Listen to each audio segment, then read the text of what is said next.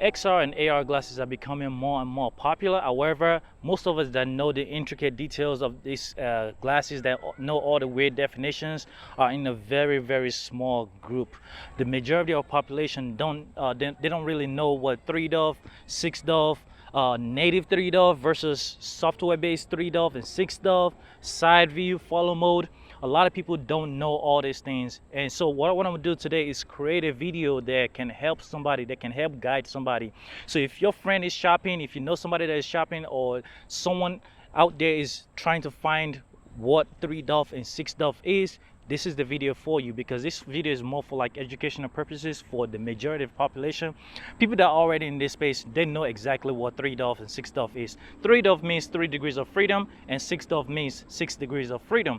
What I'm going to do is I'm going to put a visual screen recording of exactly what 3DoF and 6DoF is. That way you guys can better understand what these things are. So I have 3DoF here.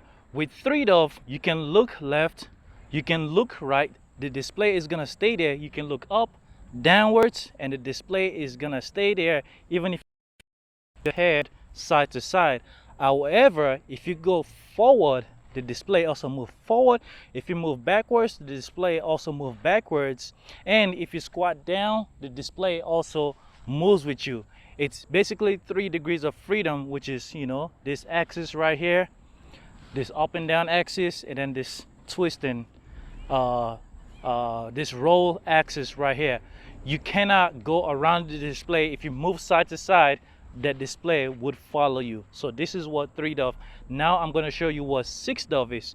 With 3DoF, you don't typically need a camera to have 3DoF, but with 6DoF, it is camera dependent because it needs to see your environment. When a glasses starts having camera and 6DoF, that's when we start to call them AR glasses, because they are overlaying a picture into your physical environment. So with 6DoF, you can move left, you can move right, and the display will stay in one place.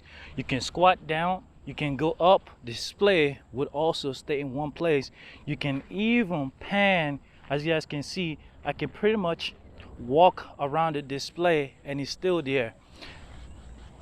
So this is what 6DoF is. Now obviously the performance or the quality is going to depend on what device you're using, but this is what 6DoF is.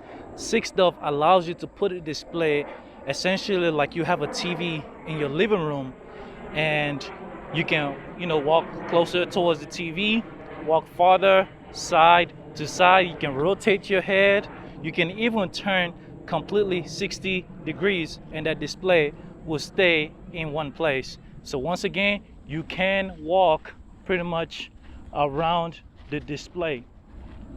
You can see me walking around the display and it stays in one place.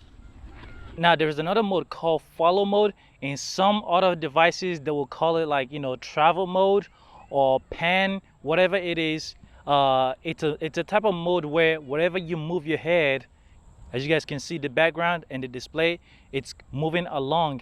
If I turn my head side to side, it is moving along. But what you would notice is that there is a delay to how much that display moves. If I move my head fast, you can see the display almost stays in one place. Like up and down fast, it stays in one place, right? However, if I move my head a bit farther, it moves. This is good for if you're in a plane or in a moving vehicle, because with 6DoF, right, or 3DoF, if you have the display fixed in one place and you are traveling straight, it's gonna be okay, you know, for 3DoF. But as soon as the vehicle starts to move side to side, or start to travel to the right side, then I have to keep moving it back and forth.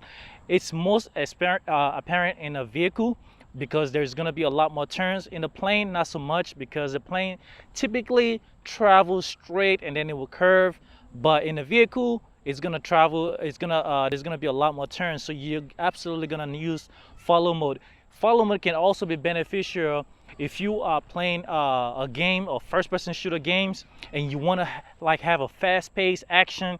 You would want to use follow mode. But once again, this is very similar to what other devices call travel mode. The advanced devices would actually automatically update the displays if you when you are in 3 mode, I mean 3 dove or 6 dove, but this ones they don't, not yet at least. Now there's another mode called side view mode.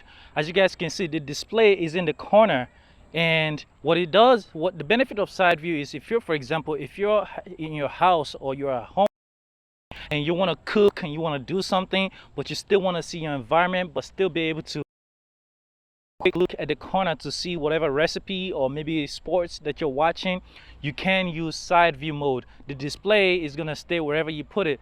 In most devices you have the ability, or you have the option, to choose between 4 different sides. So you can choose bottom right, bottom right, top left, bottom left. You can choose different between different mode, but this display is gonna follow you wherever you move your head, and this is what side view is in most situations. Now in some devices you're still gonna get that little bit of a pan and follow. Personally I like it, but you can't make it completely zeroed off where it turns whatever your head moves.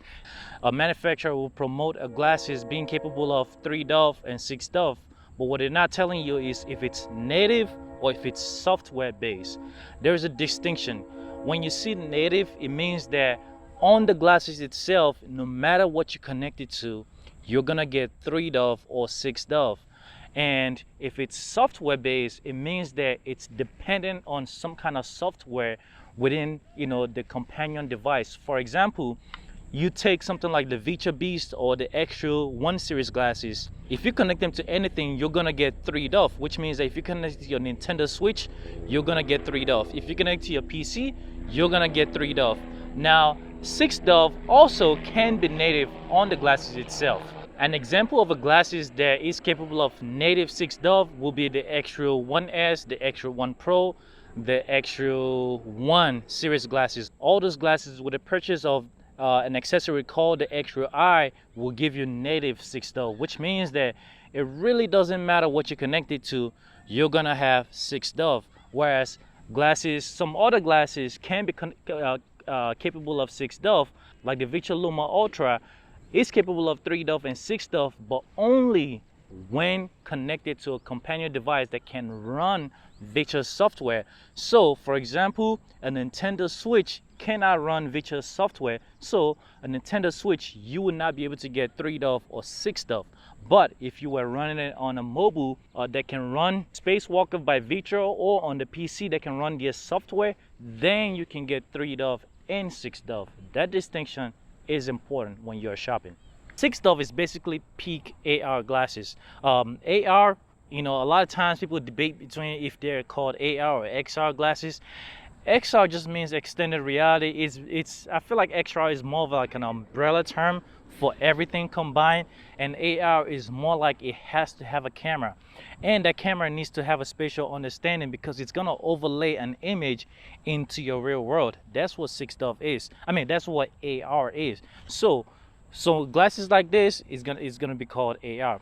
Hopefully this explained it to you. If you have any questions, please put it down in the comment section. If you are not subscribed, please subscribe. I have a ton of videos that I want to make. If you are new to AR or XR and you're looking for the best glasses of this current year, watch this video right here. If you know somebody that is shopping for one of these glasses and needs to have a guidance or needs a better understanding of what it is, send them this video. Thank you guys for watching. Catch you guys in the next one. Peace.